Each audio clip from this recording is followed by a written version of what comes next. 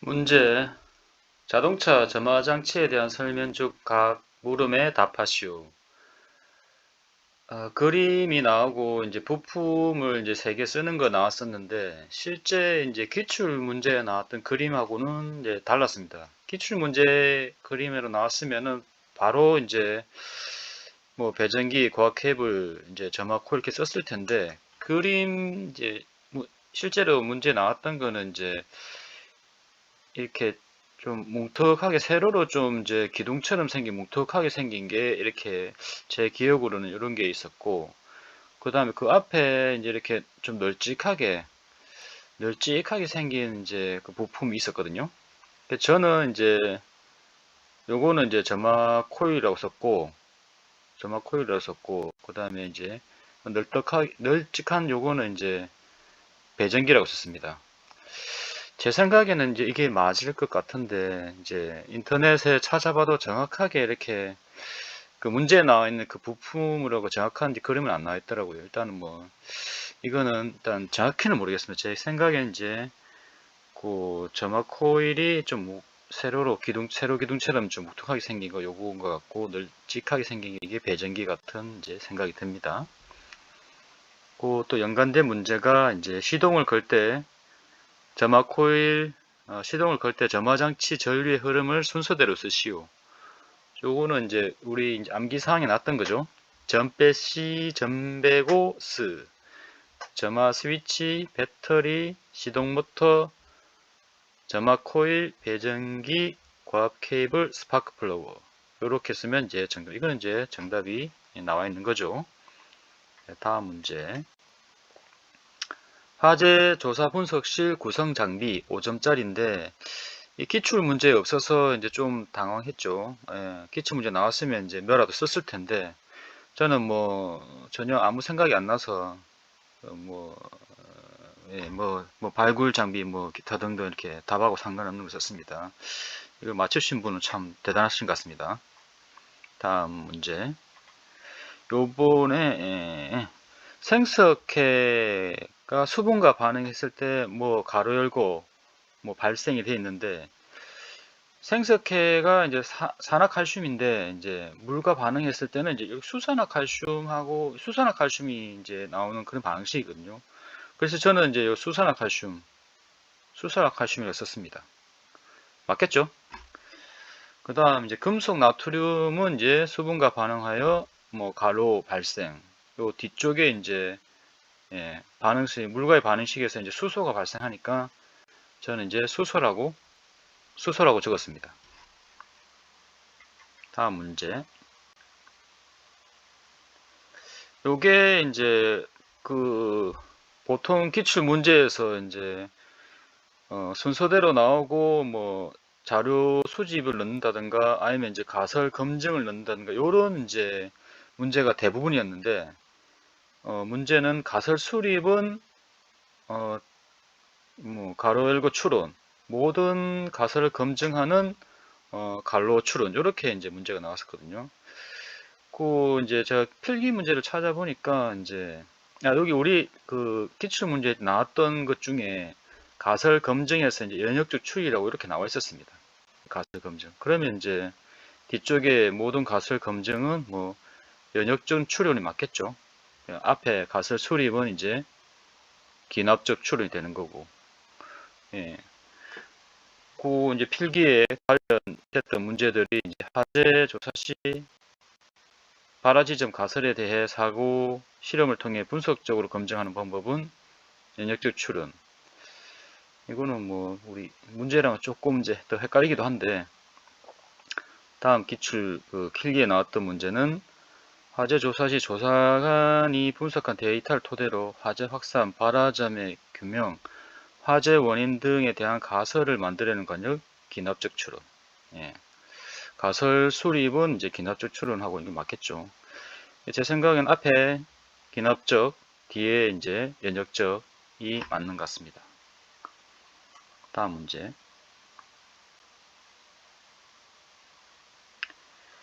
여기 문제는 이제 제조물 책임법에 관한 이제 문제였는데 1번, 2번은 이제 뭐 많이 나왔습니다. 기출 문제에서.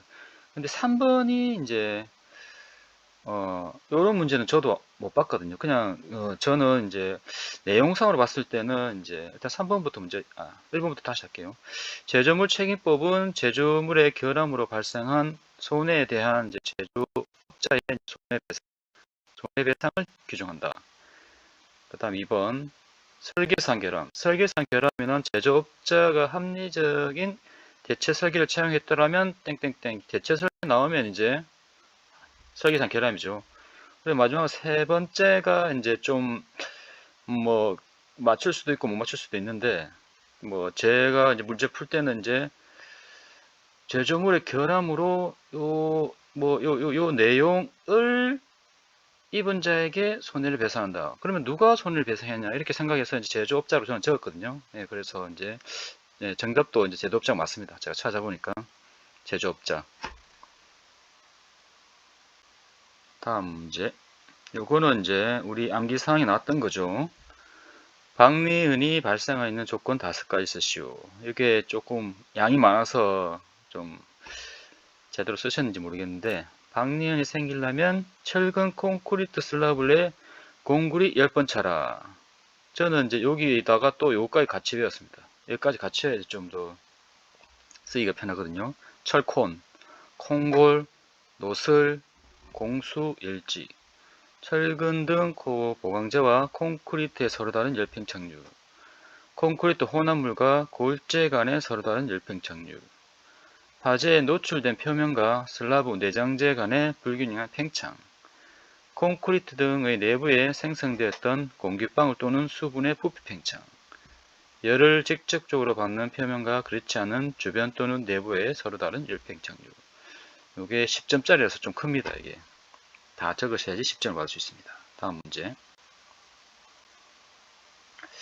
요게 조금 헷갈리던데 일단 전체적인 이제 문제는 제가 기억이 안 나는데 수평에 가는 줄무늬 방사 조직은 이렇게 이제 여기 정확한 이제 그 문구가 나왔던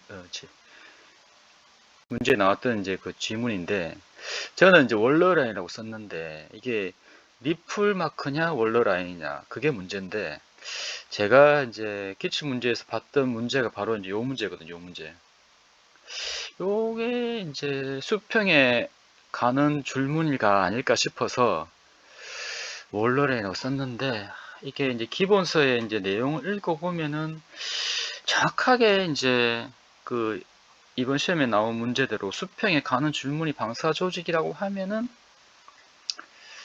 될 건데 뭐 이렇게 용어가 안 나와 있어요. 그래서 이제 뭐 월러라인 아니면 이제 리플 마크인데 제 생각에는 월러라인일 것 같긴 한데 정확히 저도 모르겠습니다. 이게 이제 월러라인이니까 이게 이제 거미줄 방사 모양처럼 됐다 해서 저는 이제 월러라인을 쳤습니다.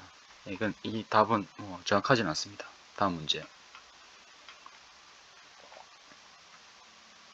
뭐 앞에 하고 비슷하죠. 생석회. 요거 이제 제가 일단은 입력을 했는데 요 문제랑 거의 비슷합니다. 생석회.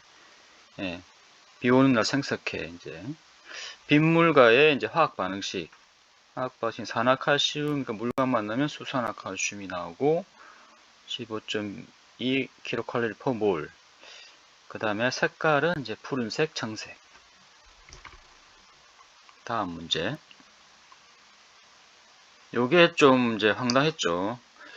기본서에도 이제 4가지밖에 안 나오는데 5가지를 써라 하니 이제 제가 5가지 나오는 거 기본서를 이제 찾아보려고 했는데 기본서 내용이 많아서 일단 5가지가 나왔는지 일단 우리가 기출 문제에서 이제 풀었을 때는 4가지밖에 안 나왔어요. 만약에 5가지 나왔으면 내가 5가지 다 외웠을 텐데 일단 아는 대로 4가지밖에 못 썼습니다. 저도 폭갱이나 일삼고 관상과 점을 보니 압도적으로 혼자 써야겠다. 관성 외에 방해물이 많고 직경이 작을수록 점원의 에너지가 클수록 압력이 높을수록 혼합가스의 정상 연소 속도가 클수록 1점을 놓쳤죠. 다음 요것도 기출 문제에 나오지 않았던 이제 그죠 탄화나트륨 없어요. 제가 이제 네이버나 다음에 검색해 보니까 탄화나트륨이 Na2C2입니다. Na2C2고 그 관련 내용이 이제 아세틸린의 나트륨염 이렇게 되어 있는데, 일단은 이제 탄화나트륨하고 물과 만나면 제 생각에는 이제 뭐 아세틸린 나트륨이니까 이렇게 반응식이 나오지 않을까 일단 적어봤는데, 맞는지 정확히 모르겠어요. 어쨌거나 저는 틀렸습니다, 이거는. 그리고 생성되는 가스는 이제 뒤에 요 반응식이 맞다면 아세틸린이 맞겠죠. 이거는 뭐 정확하진 않습니다. 다음 문제. 요거는 이제 멀티 콘센트에 이제 우리 가전기기가 꽂혀 있고 이제 초과 허용 전류를 구하는 건데, 예, 아주 쉬웠어요. 문제가 이제 질문에 이제 콘센트에 이제 전류가 나와 있었고, 그 다음에 이제 각 가전 기구별로 이제 전류가 이렇게 나와 있었거든요. 그러면 이제 뭐 여기 전격 전류에서 요거 다 더한 거 빼면은 이제 이게 여기는 제가 10A를 적었는데 요거 이제 뭐 하여튼간에 전체 전격 전류에서 전체 이제 소비 전류를 뺀 값을 적으면 됩니다. 그 다음에 롤러버는 이제 기출 문제 나왔죠. 화재로 인한 고온의 가연성 가스가 천장 부근에 축적되어 실내 공기압의 차이로 화재가 발생하지 않은 곳으로 천장을 굴러가듯 빠르게 연소하는 현상. 플래시오버 전초 단계에 나타남. 다음 문제. 요거는 뭐 정확한데 아닌데 이렇게 비슷한데 거의 비슷합니다. 이제 뭐 두께가 얼마였고 온도가 얼마였고 그 다음에 이제 열 전도율이 얼마였고, 공식은 이제 요거고 이제 뭐 여기 A는 없다고 치고 요대로 입력하면 됩니다. 여기서 저는 요게 이제 기본 수에도 이제 이렇게 문제가 나와 있고 답도 이렇게 나와 있는데, 저는 이제 풀 때 이거를 이제 절대 온도를 풀었습니다. 절대 온도. 맞는지 모르겠어요. 여기 지금 이제 열 전도율에 이제 단위가 K여서 전 당연히 이제 이게 단위가 생략 되려면은 이제 삭제되려면은 절대 온도 값은 똑같아요. 근데 절대 온도로 273을 더해서 저는 풀었습니다. 제 생각에는 이게 맞지 싶은데 기본서에는 또 이렇게 섭씨로 풀었더라고요. 이거는 뭐 답을 채점해보면 나중에 합격률을 보면 알겠는데, 하여튼 제 생각에는 절대 온도가 맞는 것 같습니다. 다음 문제. 요것도 이제 기출 문제 나왔는데 마지막 문제가 이제 안 나왔었죠. 저는 그냥 스티커로 적었는데, 일단 보시면은 화재 점검물 관리 수칙에 따른 현장 사진과 비디오 촬영 시 유의사항이다. 갈로 안에 알맞은 답을 쓰시오. 저희 외웠던 거는 길자야 원진이 소상하게 촬영해 필요하면 번호표 넣어. 화재 현장의 특정한 증거물, 일단은 뭐 안 읽겠습니다. 이제 측정용 대조도구 사용하여 촬영한다. 도착했을 때 원상태 그대로 촬영한다. 그리고 이제 필요에 따라 구분이 용이하게 번호표를 넣어 촬영한다.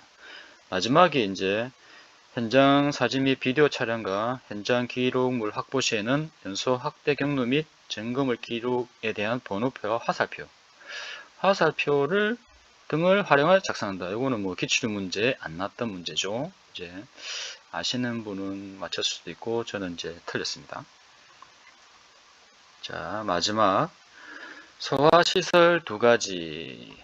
요게 제가 얘기할 때는 옥내외 물포스를 했는데 이제 찾아보니까 옥내외 가물수 씁니다. 옥내 이제 화재 조사 이제 그 법에 나온 대로 써야 되기 때문에 이제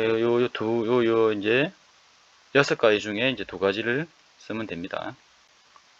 그 다음에 경보시설도 이제 화재 조사에 나온 제가 누전 감지기가 아니고 누전 경보기였고, 가스 누설 감지기가 아니고 가스 누설 경보기였습니다.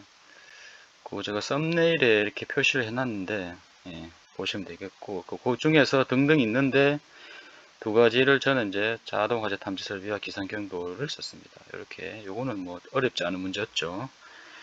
예, 이상으로 이제 제 나름대로 그 풀이 한 거를 이제 영상에 올려봅니다. 제 풀이가 맞을 수도 있고 아닐 수도 있는데 그거는 뭐 각자의 의견에 맡기도록 하고, 일단 찾아보면 이제 나오는 답이 있고 찾아도 안 나오는 답이 있는데, 그거는 이제 자 본인들이 좀 더 자세히 찾아보시고, 혹시 제가 설명이 뭔가 잘못된 게 있으면은 이제 댓글이나 이렇게 아니면은 메일로 보내주시면 감사하겠습니다. 시험 치신다고 다들 고생하셨습니다. 감사합니다.